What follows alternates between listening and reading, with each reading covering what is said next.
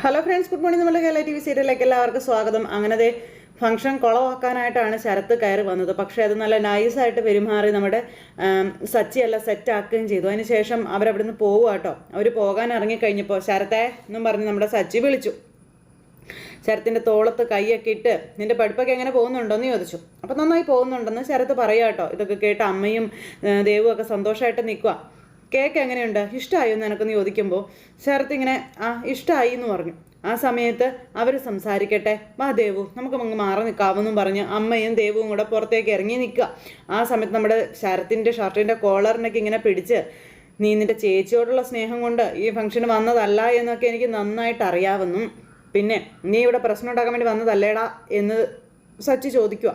നീ എനിക്കായി വാങ്ങിയ ഷർട്ട് ഊരി നിൻ്റെ മുഖത്തേക്ക് വലിച്ചെറിഞ്ഞിട്ട് വന്നവനാണ് ഞാനെന്നും, എന്നിട്ടും വീണ്ടും നീ എനിക്ക് സമ്മാനമായിട്ട് ഷർട്ട് കൊണ്ട് തന്നു. അതൊരിക്കലും നല്ല ഉദ്ദേശത്തോടെ അല്ലെന്നൊക്കെ എനിക്ക് അറിയാമെന്ന് സച്ചി ശരത്തിനോട് പറയുക. പിന്നെ നീ എന്ത് പ്ലാൻ ചെയ്താണോ ഇവിടേക്ക് വന്നത് അത് നടന്നില്ലല്ലേ മോനെ എന്ന് സച്ചി ഇവനോട് ചോദിച്ചു. നീ എൻ്റെ വീട്ടിനകത്തേക്ക് കയറിയപ്പോൾ നിന്റെ നെഞ്ചത്തൊരു ചവിട്ട് തരാൻ എനിക്ക് തോന്നിയത് നീ ഈ ഗേറ്റും കടന്ന് പുറത്ത് വീണേനെയെന്നും സച്ചി ശരത്തിനോട് പറയുക. ഞാൻ നിന്നെ അങ്ങനെ ചെയ്യാതിരുന്നതേ ദേഷ്യം നിയന്ത്രിച്ചത് എൻ്റെ രേവതിയെ ഓർത്തിട്ട് മാത്രമാണെന്നും സച്ചി ശരത്തിനോട് പറയുവാണ്. അവളുടെ മനസ്സ് വിഷമിപ്പിക്കണ്ട എന്ന് കരുതി മാത്രമാണെന്നും സച്ചി പറഞ്ഞു. ഇടിച്ച് നിൻ്റെ ഷേപ്പ് മാറ്റാൻ എനിക്ക് അറിയാൻ മേലാത്തതുകൊണ്ടല്ല, മനസ്സിലായോടാ? ഈ ഫംഗ്ഷനിൽ പ്രശ്നം ഉണ്ടായാൽ സന്തോഷിക്കുന്ന ചിലരുണ്ട്. അവർക്ക് മുന്നിലേക്ക് എൻ്റെ രേവതി ഇട്ട് കൊടുക്കാൻ പാടില്ലല്ലോ. നീ കൊണ്ടുവന്ന ഗിഫ്റ്റ് ഞാൻ വലിച്ചെറിയാതിരുന്നതേ അതുകൊണ്ട് മാത്രമാണെന്നും സച്ചി ശരത്തിനോട് പറയണു. ഇതൊക്കെ കേട്ട് ശരത്ത് ഇങ്ങനെ ഭയങ്കര കലിപ്പിൽ നിൽക്കാം. എല്ലാവരുടെയും മുന്നിൽ വെച്ച് ഞാൻ ഈ ഷർട്ട് ഇട്ടതും അതുകൊണ്ട് തന്നെയാണെന്നും സച്ചി പറയുക. നേർവഴിക്ക് അധ്വാനിച്ചുണ്ടാക്കിയ കാശുകൊണ്ട് നീ വാങ്ങിയ സമ്മാനങ്ങളുമായി നീ നിന്റെ ചേച്ചിയെയും എന്നെയും കാണാൻ വാ, നിന്നെ പനിനീര് തെളിച്ച് സ്വീകരിക്കുമെന്ന് സച്ചി പറയുമ്പോൾ ശരത്തൊന്ന് ചിരിച്ചു. ആന്റണിക്കൊപ്പം കൂടി തെറ്റായ വഴിയിലൂടെ നടന്നാണ് നീ കാശുണ്ടാക്കുന്നതെന്നും ആ കാശിന് വാങ്ങിയതൊന്നും ഞങ്ങൾക്ക് വേണ്ട എന്നും സച്ചി ശരത്തിനോട് പറഞ്ഞു. പിന്നെ ഞാൻ വീണ്ടും നിന്നോട് പറയുക, ആന്റണിയുടെ കൂടെ കൂടി നീ നിന്റെ ഭാവി നശിപ്പിക്കരുത് എന്ന് സച്ചി. എല്ലാവർക്കും മുന്നിൽ വെച്ച് നിനക്ക് തരേണ്ട ബഹുമാനം അത് ഞാൻ തന്നിട്ടുണ്ട്. അത് തുടരണമോ വേണ്ടയോ എന്ന് നിന്റെ വരുംകാല പ്രവർത്തികൾ നോക്കി ഞാൻ തീരുമാനിക്കുമെന്നും സച്ചി ശരത്തിനോട് പറയുക. ആന്റണിക്കൊപ്പം ചേർന്ന് വീണ്ടും എന്നെ പ്രകോപിപ്പിക്കാനാണ് നിന്റെ ശ്രമമെങ്കിൽ, തെറ്റായ വഴിയിലൂടെയാണ് നീ ഇനിയും സഞ്ചരിക്കാൻ പോകുന്നതെങ്കിൽ നിന്റെ കയ്യും കാലും ഓടിച്ച് വീട്ടിൽ കിടത്തും ഞാനെന്നും ശരത്തിനോട് സച്ചി പറയുക. അങ്ങനെ രേവതി ഇറങ്ങി വരുന്നത് കണ്ടപ്പോഴത്തേക്കും അപ്പം ശരി എൻ്റെ പൊന്നുമോൻ ചെല്ല് എന്നും പറഞ്ഞ് സച്ചി ശരത്തിനെ പറഞ്ഞു വിടുന്നു. അവരങ്ങ് പോയി കഴിഞ്ഞപ്പോൾ രേവതിക്ക് മനസ്സിലായി അവിടെ എന്തോ അവർ തമ്മിൽ സംസാരിച്ചിട്ടുണ്ടെന്ന്. രേവതി ചെറിയൊരു പുഞ്ചിരിയോട് കൂടി അവിടെ ഇങ്ങനെ നിൽക്കുക കേട്ടോ. രേവതി അങ്ങ് കയറിപ്പോയി, ശരത്ത് ഇങ്ങോട്ടും പോയി. ഈ സമയത്ത് അടുക്കളയിൽ നിൽക്കുന്ന ശ്രുതിയുടെ അടുത്തേക്ക് ചന്ദ്രമതി ചെല്ലുക. എന്നിട്ട് അവിടെ ചെന്ന് ഭയങ്കര വിഷമിച്ച് ഇങ്ങനെ നിൽക്കുന്നത് കണ്ടപ്പം മരുമകൾ ചോദിച്ചു, എന്താ എൻ്റെ ഒരു മൂഡൗട്ട്, എന്താ വിഷമം? എനിക്ക് സന്തോഷിച്ച് കാരണം അറിയാനുള്ള കാരണങ്ങളാണല്ലോ അല്ലേ ഇവിടെ നടന്നത്. ഇങ്ങനെയൊരു ഫംഗ്ഷൻ്റെ ആവശ്യം പോലും ഇവിടെ ഉണ്ടായിരുന്നില്ല. രേവതിയുടെ അമ്മ ഇവിടെ വന്ന് കരഞ്ഞ് മൂക്കും പിഴിഞ്ഞേ പോവാറുള്ളൂ, അങ്ങനെയേ ഞാൻ വിടാറുള്ളൂ എന്നും ചന്ദ്രമതി പറയുക. നീയും കണ്ടതല്ലേ, ചിരിച്ച് കളിച്ച് സന്തോഷിച്ചല്ലേ അവളിവിടെ നിന്ന് ഇറങ്ങിപ്പോയത്. മകളുടെ ഫംഗ്ഷൻ നന്നായി നടന്നല്ലോ, അതിൻ്റെ സന്തോഷം പിന്നെ കാണില്ലേ എന്ന് ശ്രുതി. പിന്നെ കാണും അവർക്കൊക്കെ മക്കളെക്കുറിച്ച് ചിന്തയുണ്ട്. അതാണ് ഫംഗ്ഷൻ നടക്കുമ്പോൾ ഇങ്ങോട്ട് വരുന്നത്. നിന്റെ അച്ഛന് നിന്നെക്കുറിച്ച് ഒരു ചിന്തയും ഇല്ല, അതാ ഇങ്ങോട്ട് വരാത്തതെന്നൊക്കെ ചന്ദ്രമതി പറയുമ്പം എന്താ ആൻറ്റി അങ്ങനെയൊക്കെ പറയുന്നത്? അച്ഛൻ്റെ അവസ്ഥ എന്താണെന്ന് ആൻറ്റിക്ക് അറിയാവുന്നതല്ലേ. എയർപോർട്ടിൽ വെച്ച് പോലീസ് അറസ്റ്റ് ചെയ്തത് കൊണ്ടല്ലേ അന്ന് അച്ഛൻ ഫംഗ്ഷന് വരാതിരുന്നതെന്നൊക്കെ ഇങ്ങനെ ചോദിക്കുമ്പോൾ രണ്ട് മരുമകളുടെയും അമ്മമാരിവിടെ വരുന്നുണ്ട്. നിന്റെ വീട്ടിൽ നിന്ന് ആരും ഇതുവരെ വന്നിട്ടില്ല. അതിനൊക്കെ നിനക്ക് പറയാൻ ഓരോരോ കാരണങ്ങളും ഉണ്ടെന്ന് പറഞ്ഞ് ചന്ദ്രമതി വീണ്ടും ശ്രുതിയെ ചോദ്യം ചെയ്യുക. നിന്റെ അമ്മ ജീവിച്ചിരിപ്പുണ്ടായിരുന്നെങ്കിൽ ഇവിടെ വന്നേനെ അല്ലേ എന്ന് ചന്ദ്രമതി ശ്രുതിയോട് ചോദിച്ചു. പാവം, അസുഖം വന്ന് മരിച്ചു പോയില്ലേ അല്ലേ, എന്ത് ചെയ്യാനാ, ഓരോ വിധി എന്നും പറഞ്ഞ് ചന്ദ്രമതി ഇങ്ങനെ പറഞ്ഞിട്ട് അവിടുന്ന് പോയി. ശ്രുതി ജീവിച്ചിരിക്കുന്ന അമ്മ മരിച്ചെന്നും പറഞ്ഞ് വിഷമിച്ച് അവിടെ അങ്ങനെ നിൽക്കുക. അങ്ങനെ ആ ഒരു ഇതെല്ലാം കഴിഞ്ഞതിന് ശേഷം പിന്നെ കാണിക്കുന്നത് അന്നേരം തന്നെ ശ്രുതി ഫോണെടുത്ത് അമ്മയെ വിളിക്കുക. ഇനി അമ്മ മരിച്ചെങ്ങാനും പോയോന്ന് അറിയത്തില്ലല്ലോ, അതുകൊണ്ട് അപ്പോൾ അമ്മ പുറത്ത് പോയി പച്ചക്കറിയൊക്കെ മേടിച്ചുകൊണ്ട് വരുമായിരുന്നു. മകളുടെ കോള് കണ്ടപ്പോഴത്തേക്കും എടുത്തു. എന്താ കല്യാണിന്ന് ചോദിക്കുമ്പം ഒന്നുമില്ല അമ്മേ, വെറുതെ വിളിച്ചെന്നേ ഉള്ളൂ എന്ന് ശ്രുതി പറയുക. പിന്നെ അമ്മയ്ക്ക് സുഖം തന്നെയല്ലേ? എനിക്ക് എപ്പോഴാണ് മോളെ സുഖക്കുറവും കാര്യങ്ങളും ഉണ്ടായിട്ടുള്ളത്? എപ്പോഴും സുഖം തന്നെയല്ലേ എന്ന് അമ്മ അന്നേരം മോളോട് ചോദിച്ചു. എന്നിട്ടിങ്ങനെ ആരെങ്കിലും കാണുന്നുണ്ടോ കേൾക്കുന്നുണ്ടോ എന്നൊക്കെ എത്തി വലിഞ്ഞ് നോക്കുവാണ് ശ്രുതി. എന്നിട്ട് ആദ്യം അടുത്തുണ്ടോ അമ്മേ? അവൻ വീട്ടിലാണ് ഉള്ളത്. ഞാൻ പുറത്ത് കടയിൽ പോയിട്ട് വരികയാണെന്ന് അമ്മ മോളോട് പറയണം. പിന്നെ നിന്റെ ശബ്ദം എന്താ വല്ലാണ്ടിരിക്കണേ, അവിടെ എന്തെങ്കിലും പ്രശ്നമുണ്ടോ മോളെ എന്നൊക്കെ ചോദിക്കുമ്പം അത് ഇല്ല, ഒരു പ്രശ്നവും ഇല്ല. ഇന്നിവിടെ സച്ചിയുടെയും രേവതിയുടെയും വെഡിങ് ആനിവേഴ്സറി ഫംഗ്ഷനൊക്കെ നടന്നിരുന്നു. രേവതിയുടെ അമ്മയും വർഷയുടെ അമ്മയൊക്കെ ഇവിടെ വന്നിരുന്നു എന്നുള്ള കാര്യം ശ്രുതി പറയുക. അപ്പോൾ നീ നിന്റെ മരിച്ചുപോയ അമ്മയെ ഓർത്ത് കാണുമല്ലേ, അതാണോ നീ എന്നെ വിളിച്ചതെന്ന് അമ്മ മകളോട് ചോദിക്കുമ്പോഴത്തേക്കും അയ്യോ മകൾക്ക് ഭയങ്കര വിഷമം. അമ്മ എല്ലാവരും കൂടിയിരിക്കുന്ന സമയത്തെ നിനക്ക് ആരും ഇല്ല എന്ന് തോന്നിയല്ലേ, അതാണോ നീ വിളിച്ചത്? നിന്റെ കൂടെ കഴിയണമെന്ന് എനിക്കും ആഗ്രഹങ്ങളും കാര്യങ്ങളൊക്കെ ഉണ്ട്. അതിനെനി കഴിയില്ലല്ലോ ഒരിക്കലും. അടുത്ത ആഴ്ച ഞാൻ അങ്ങോട്ടേക്ക് വരാം അമ്മേ. അമ്മയും ആദിയെയും കാണണം എനിക്ക്. ശരി, ശരി അമ്മേ, ആരോ വരുന്നുണ്ട്, വെക്കുകയാണെന്നും പറഞ്ഞുകൊണ്ട് ശ്രുതി ഫോൺ അങ്ങ് കട്ട് ചെയ്തു. അമ്മ വീട്ടിലോട്ട് പോകണം. ഈ സമയത്ത് പിന്നെ കാണിക്കുന്നത് ശ്രുതി ആണെങ്കിൽ അവിടെ ഇരുന്ന് ശ്രുതിയുടെ കാല് ഞെക്കി കൊടുക്കുക. അപ്പോഴത്തേക്കും ചന്ദ്രമതി അങ്ങോട്ടേക്ക് വരുന്നു. രവിയേട്ടൻ അവിടെ ഇരുന്ന് പറഞ്ഞു പതുക്കെയൊക്കെ ചെയ്യുക, കാലെങ്ങാനും ഇടറിയാൽ പിന്നെ ആകെ പ്രശ്നവും, മോളെ പിന്നെ ഹോസ്പിറ്റലിൽ കൊണ്ടുപോകേണ്ടി വരുമെന്ന് പറഞ്ഞു. അയ്യോ അച്ഛാ വേണ്ട അച്ഛാ, ശ്രുതി തിരുമ്മി എല്ലാം ശരിയാകും, മെതുവെ പിടിച്ച് വലിക്ക് ശ്രുതി എന്നും പറഞ്ഞുകൊണ്ട് ശ്രുതി അവിടെ ഇരിക്കുക. അപ്പോഴത്തേക്കും ചന്ദ്രമതി ഒന്നു പെട്ടെന്ന് അച്ഛമ്മ ഇറങ്ങി വന്നു. എവിടെ സച്ചിയും രേവതിയും എന്നും ചോദിച്ചു. സച്ചി രേവതി അവങ്ങനെ വിളിക്കുമ്പോൾ എന്താ അമ്മേ എന്ത് കാര്യമെന്ന് ചോദിച്ചു ചന്ദ്രമതി. കാര്യം ഉണ്ടെങ്കിൽ എനിക്ക് അവരെ വിളിക്കാൻ പാടുള്ളൂ എന്ന് വല്ലതും ഉണ്ടോ എന്ന് ചോദിച്ചു അച്ഛമ്മ. അവിടെയും ചന്ദ്രമതിക്ക് പണിയായി എന്നും പറഞ്ഞ് രവിയേട്ടന് കളിയാക്കി ഒരു ചിരിയും കൂടെ അങ്ങ് പാസ്സാക്കി. അപ്പോഴത്തേക്ക് അവർ രണ്ടുപേരും എന്താ അച്ഛമ്മയെന്ന് പറഞ്ഞ് ഇറങ്ങി വന്നു. വാ മക്കളെ, എന്താ അച്ഛമ്മേ? രണ്ടുപേരും ചേർന്ന് നിൽക്കാൻ പറഞ്ഞു. അങ്ങനെ രണ്ടുപേരും ചേർത്ത് നിർത്തി. എല്ലാ കണ്ണുകളും നിങ്ങളുടെ മേലായിരുന്നു, ദൃഷ്ടിദോഷം അകറ്റണം എന്ന് അച്ഛമ്മ പറയുമ്പോൾ എന്നാൽ പിന്നെ എല്ലാവരുടെയും ദൃഷ്ടിദോഷം എന്നാൽ പിന്നെ അങ്ങ് അകറ്റിയേക്കാം. ശ്രുതി വർഷേ ശ്രീകാന്തേ എന്നൊക്കെ പറഞ്ഞ് ഇങ്ങനെ വിളിക്കുക. വന്നേ വാ ശ്രുതി വാ എന്നൊക്കെ പറഞ്ഞിങ്ങനെ ചന്ദ്രമതി വിളിക്കും. വന്ന് എന്തിനാ ചന്ദ്രൻ, ഇവരുടെ എല്ലാവരും വിശേഷ ദിവസം, അവരെ അല്ലേ ഒഴിഞ്ഞിടേണ്ടത്, അതിനിപ്പോൾ എല്ലാവരെയും കൂടെ വിളിച്ചു വരുത്തേണ്ട കാര്യമുണ്ടോ എന്ന് ചോദിക്കുമ്പം ഇവരുടെ മേലെയും നാട്ടുകാർ കണ്ണു വെക്കുന്നുണ്ട്. ശ്രുതിയും ഷോപ്പ് തുറക്കാൻ പോകുന്നു. ശ്രീകാന്തും വർഷയും കൈ നിറയെ സമ്പാദിക്കുന്നു. കണ്ണു വെക്കാനും മാത്രം രേവതിക്ക് എന്താ ഉള്ളത് എന്ന് ചന്ദ്രമതി എടുത്ത നാവിന് ചോദിച്ചു. അത് കേട്ടപ്പോൾ എന്താ ഇവൾക്കൊരു കുറവ്, എന്താടി ചന്ദ്രേ നീ പറയാൻ പറഞ്ഞു അച്ഛമ്മ. അപ്പോഴേക്കും ശ്രീകാന്തും വർഷയെ ഇറങ്ങി വന്നു. അവർ രണ്ടുപേരും കൂടി ഇറങ്ങി വന്നപ്പോൾ എന്തു പറഞ്ഞാലും നീ എന്തിനാ ചുമ്മാ രേവതിയെ കുത്തുന്നത്, അവരെ പോലെ അല്ലേ നിനക്ക് രേവതിയും അല്ലേ, അവരോട് മാത്രം എന്താ നിനക്ക് ഇത്രയ്ക്ക് സ്നേഹക്കൂടുതൽ? അവർ രണ്ടുപേരുവേ ഞാൻ കൊണ്ടുവന്ന മരുമക്കളാണെന്ന് പറയുമ്പം നിങ്ങൾ കൊണ്ടുവന്ന മരുമക്കളാണെന്നോ? വർഷയെ എങ്ങനെയാ നിങ്ങൾ കൊണ്ടുവന്ന മരുമക്കളാകുന്നേ? വർഷയെ ശ്രീകാന്ത് അടിച്ചുകൊണ്ട് വന്നതല്ലേ എന്ന് സച്ചി അന്നേരം ചോദിച്ചു. അത് കേട്ടപ്പോൾ ചന്ദ്രമതി ചമ്മി. രവി കൊണ്ടുവന്ന മരുമകളായതുകൊണ്ടാണോ രേവതിയോട് നീ സ്നേഹം കാണിക്കാത്തതെന്ന് അച്ചമ്മ അന്നേരം ചന്ദ്രമതിയോട് ചോദിക്കുക. രേവതിയോട് സ്നേഹം കാണിക്കും അച്ചമ്മേ, അതിന് രേവതി സിംഗപ്പൂരിൽ നിന്നോ മലേഷ്യയിൽ നിന്നോ വരണമായിരുന്നു. അങ്ങനെയാണെങ്കിൽ സ്നേഹം കാണിച്ചേനെ, അല്ലെങ്കിൽ നമ്മുടെ നാട്ടിലെ പണക്കാരുടെ ആരുടെയെങ്കിലും വീട്ടിൽ നിന്ന് വരണം. അങ്ങനെയൊക്കെ വന്നാലേ രേവതിയേയും തലയിലെടുത്ത് വെച്ചേനെ, സ്നേഹിച്ച് കൊന്നേനെ. അപ്പം രവിയേട്ടാ ഇവനോട് മിണ്ടാതിരിക്കാൻ പാറ എന്ന് ചന്ദ്രമതി. അപ്പം എന്താടാ സച്ചി ഇത്, നിനക്കൊന്ന് മിണ്ടാതിരുന്നൂടെ എന്ന് രവിയേട്ടൻ. ഇങ്ങനെയുള്ള നഗ്നസത്യങ്ങളൊക്കെ എല്ലാവരുടെ മുന്നിൽ വെച്ച് വിളിച്ചു പറയാൻ കൊള്ളാവോടാ എന്നൊക്കെ അച്ഛൻ ചോദിക്കാം.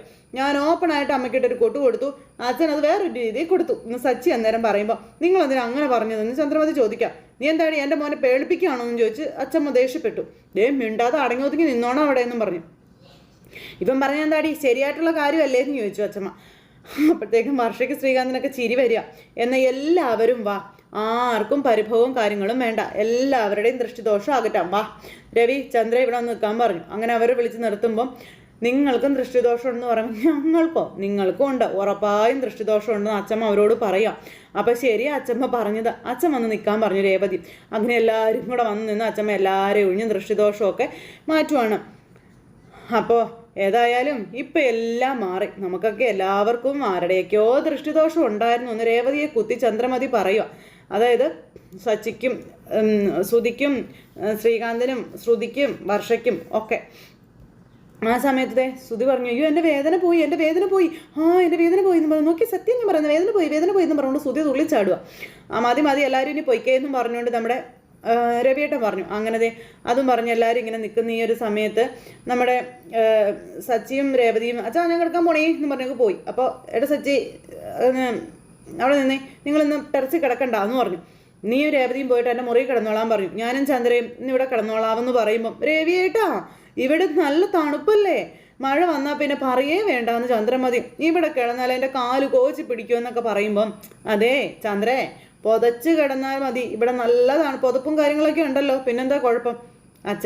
അച്ഛനും അമ്മയും മുറിയിൽ തന്നെ കിടന്നു, ഞങ്ങൾ രണ്ടുപേരും ടെറസിൽ കിടന്നോളാവെന്ന് രേവതി പറയുമ്പോൾ എന്ന് പറഞ്ഞുകൊണ്ട് ചന്ദ്രമതി തലയാട്ടിക്കൊണ്ടിരിക്കുക. ശ്രുതിക്ക് ഇതൊക്കെ കേട്ടിട്ട് പുച്ഛം.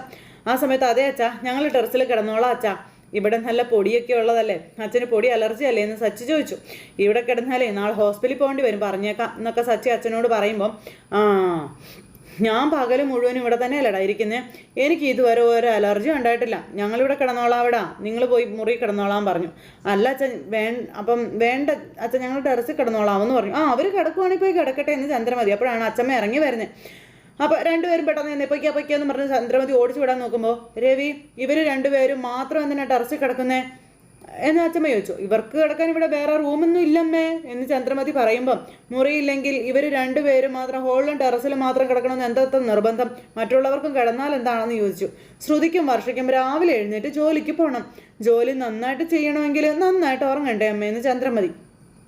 മുറിയിൽ മാത്രമല്ലേ AC-യിലുള്ളൂ, അപ്പോൾ ഇവർ രണ്ടുപേരും ജോലിക്ക് വന്ന് ഇവിടെ നിന്ന് പോകുന്നില്ലേ? സച്ചി കാർ ഓടിക്കുന്നു, രേവതി പൂ വിൽക്കുന്നു, ഇവർക്കും നന്നായിട്ട് ഉറങ്ങുമൊന്നും വേണ്ടേന്ന് അച്ഛമ്മ ചന്ദ്രമതിയോട് ചോദിക്കുക. അപ്പോഴത്തേക്ക് ചന്ദ്രമതി ഇങ്ങനെ ശ്രുതിയും അന്നേരം എന്നും പറഞ്ഞുകൊണ്ട് ഇങ്ങനെ നിൽക്കുക കേട്ടോ. അത് കേട്ടപ്പോൾ അച്ഛമ്മേ, ഞങ്ങൾക്ക് ഒരു പ്രശ്നവും ഇല്ല, നല്ല മനസ്സുള്ളവർക്ക് എവിടെ കിടന്നാലും ഉറക്കം വരുമെന്ന് അച്ഛമ്മ തന്നെയല്ലേ പറയാറുള്ളതെന്ന് സച്ചി ചോദിച്ചു. ഞങ്ങൾക്ക് രണ്ടുപേർക്കും എവിടെ കിടന്നാലും നന്നായിട്ട് തന്നെ ഉറങ്ങാൻ പറ്റുമെന്നുള്ള കാര്യവും നമ്മുടെ സച്ചി പറയാം. അപ്പോൾ ചന്ദ്രമതി എന്നും പറഞ്ഞ തലയായിട്ട് അവർ പൊക്കോളൂന്ന്. കിടന്ന ഉടനെ തന്നെ ഞാൻ ഉറങ്ങും, ടെറസിൽ കിടന്നത് കൊണ്ട് എനിക്ക് ഒരു പ്രശ്നവും ഇല്ല എന്നും ഞങ്ങൾ ടെറസിൽ കിടന്നോളാം അച്ഛമ്മയെന്നും പറയാം രേവതിയും. ഇന്നത്തെ ദിവസം നിങ്ങൾ ടെറസിൽ കിടക്കണ്ട, മുറിയിൽ കിടന്നാൽ മതിയെന്നും മുറിയിലേക്ക് ചെല്ലാനും അച്ഛമ്മ പറഞ്ഞേ. അന്നേരം അച്ഛൻ ഇവിടെ കിടത്തിയിട്ട് ഞങ്ങൾ മുറിയിൽ കിടക്കുക, അത് ശരിയാവില്ല അച്ഛമ്മയെന്ന് സച്ചി. അത് വേണ്ട അച്ഛമ്മ, അത് ശരിയാവില്ല അച്ഛമ്മ. അതിന് രവിയോട് ആരാ ഇവിടെ കിടക്കാൻ പറഞ്ഞു? ഞാൻ പറഞ്ഞു, രവി അവൻ്റെ മുറിയിൽ തന്നെ കിടക്കട്ടെ, ഇവിടെ വേറെ മുറികളുണ്ടല്ലോ, നിങ്ങൾ അവിടെ കിടക്കാനായിട്ട് പറയുക അച്ഛമ്മ. അപ്പോഴത്തേക്കും ശ്രുതിക്ക് പേടിയായി, നമ്മളാണോ എന്ന് അങ്ങോട്ടും ഇങ്ങോട്ടും നോക്കുക ശ്രുതിയും കൂടി. അവിടെ എന്നും കിടക്കുന്നവർ ഇന്ന് ഹോളിലൊന്നും ഒന്ന് കിടന്ന് നോക്കട്ടെ, ഇന്നത്തെ ദിവസം നിങ്ങൾ മുറിയിൽ തന്നെ കിടക്കണമെന്ന് അച്ഛമ്മ ഇവരോട് രണ്ടുപേരോടും പറഞ്ഞു. അപ്പോഴത്തേക്കും ചന്ദ്രമതിക്ക് ടെൻഷനായി, ചങ്കിടിപ്പായി, എന്ത് ചെയ്യുമെന്നറിയാതെ ഇങ്ങനെ കിടന്ന് വെപ്രാളം കൊള്ളുക.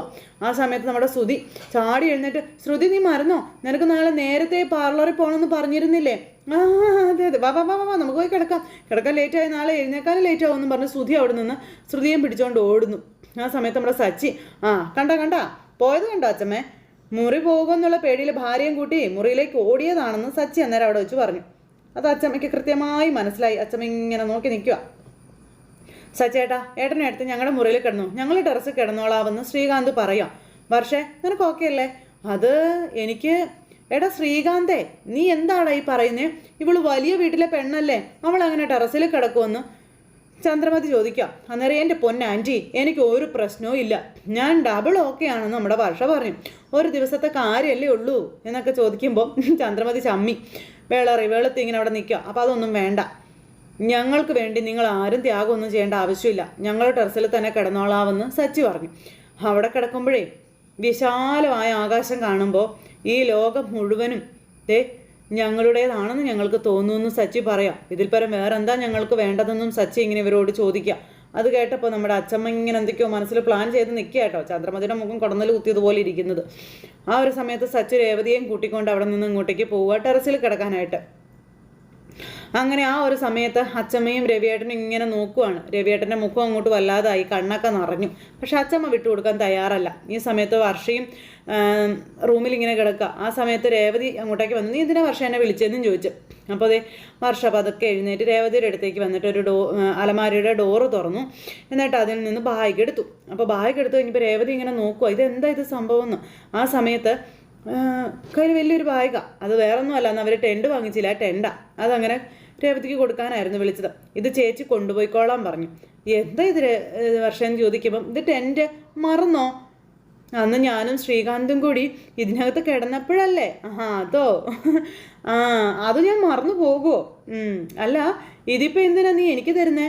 അത് പിന്നെ അല്ല, ചേച്ചിയും സച്ചേട്ടനും ടെറസിലല്ലേ കിടക്കുന്നേ, ഇന്നൊരു സ്പെഷ്യൽ ഡേറ്റ് അല്ലേ എന്നൊക്കെ ഇങ്ങനെ നമ്മുടെ വർഷ ചോദിക്കാം. ടെറസിൽ ഇത് നിവർത്തി ഇതിനകത്ത് കിടന്നോളാൻ പറയുമ്പം വേണ്ട, മഴയൊന്നും ഇല്ലല്ലോ, പിന്നെ എന്തിനാ ടെൻറ്റൊക്കെ? അന്ന് അച്ഛമ്മയുടെ വീട്ടിൽ രണ്ടുപേരും രാത്രി പുറത്ത് കിടന്നപ്പോഴേ മഴ ഉണ്ടായിട്ടാണോ കുട പിടിച്ചത് എന്നിങ്ങനെ ചോദിച്ചു. പിന്നെ ആ കുട പോലെയാ ഇത്, അത്രേ ഉള്ളൂ, കൊണ്ടുപോയിക്കോ ചേച്ചി, ഇത് കൊണ്ടുപോയിക്കോളാൻ പറഞ്ഞു. അത് പിന്നെ വർഷം ഞാൻ ഇത് കൊണ്ടുപോയിക്കോ ചേച്ചി, ഈ രാത്രിയെ നിങ്ങൾക്ക് സംതിങ് സ്പെഷ്യലാ, അപ്പോൾ ഈ കൂടാരവും നിങ്ങൾക്കൊരു സ്പെഷ്യൽ ആയിരിക്കും എന്നൊക്കെ പറഞ്ഞു വർഷ. അതെ, ഞാൻ നിന്റെ അനിയത്തി അല്ല ചേച്ചിയാകട്ടോ എന്ന് പറയുമ്പം ഓ ചേച്ചിമാർക്ക് ഉയരം കൂടുമ്പോഴേ സഹായിക്കേണ്ടത് ഈ അനിയത്തിമാരാണെന്നൊക്കെ പറഞ്ഞുകൊണ്ടിങ്ങനെ നമ്മുടെ വർഷ. അപ്പം നിന്റെ ഒരു കാര്യമൊന്നും പറഞ്ഞതേ നമ്മുടെ രേവതി. അങ്ങനത്തെ രേവതിക്കായിട്ട് ടെൻറ്റും കൊടുത്ത് വർഷ പറഞ്ഞു വിട്ടു. സച്ചി അവിടെ മുകളിൽ വെയിറ്റ് ചെയ്യുക. രേവതി അന്നേരം ടെൻ്റൊക്കെ ആയിട്ട് അങ്ങോട്ടേക്ക് വന്നു. അപ്പോൾ രേവതി കയറി വന്നിട്ട് സച്ചിയെ നോക്കി അവിടെ തന്നെ ഇങ്ങനെ നിൽക്കുക. ഇതെന്താ രേവതി നീ എന്നെ നോക്കി അവിടെ തന്നെ നിൽക്കുന്നത്, ഇങ്ങോട്ട് വരാൻ പറഞ്ഞു. അങ്ങനെ രേവതി അത് പുറകിൽ മറച്ച് പിടിച്ചേക്കുക. ഇതെന്താണെന്ന് ചോദിച്ചപ്പം അതൊരു സാധനമാണെന്ന് പറഞ്ഞു രേവതി. ഓ ഓ ഇന്ന് നമ്മുടെ കല്യാണ നാളാണല്ലോ അല്ലേ, പാല് കൊണ്ടുവന്നതായിരിക്കും അല്ലേ, അതെന്താ ഇങ്ങനെ മറച്ചു പിടിക്കുന്നേ എന്നൊക്കെ സച്ചി ഇങ്ങനെ രേവതിയോട് ചോദിച്ചു. രേവതി അന്നേരം ചിരിച്ചുകൊണ്ട് ഇങ്ങനെ നിൽക്കാം. നിനക്കെന്താ ഒരു നാണം പോലെ എന്നൊക്കെ സച്ചി രേവതിയോട് ചോദിക്കണു. അപ്പോഴും രേവതി ചിരിച്ചുകൊണ്ട് നിൽക്കും. അപ്പോൾ മനസ്സിലായി എന്ന് സച്ചി. പാല് തരൂ, ഞാൻ പാല് കഴിച്ചതിന് ശേഷം നിനക്ക് തരണമെന്നാണല്ലോ അത് പറയുന്നത്. അപ്പം രേവതി എന്ന് പറഞ്ഞ തല ആട്ടിക്കൊണ്ട് ഇങ്ങനെ നിൽക്കുക. അപ്പം എൻ്റെ കയ്യിലെ പാലും തേനും ഒന്നുമില്ല, അതായത് പിടിക്കാൻ പറഞ്ഞ് രേവതി സച്ചിയുടെ കയ്യിലേക്ക് കൊടുത്തു. ഇതെന്താ സാധന, ഇതെന്നതാ എന്ന് ചോദിച്ചു. സച്ചി ഇങ്ങനെ ചോദിക്കണു. ഇത് ടെൻ്റല്ലേ, ഇതെന്തിനാ നീ കൊണ്ടുവന്നേ? അതെ, ഇത് ടെൻ്റ് തന്നെയാ. അപ്പോൾ സച്ചി ഇതിങ്ങനെ തുറന്നു നോക്കി.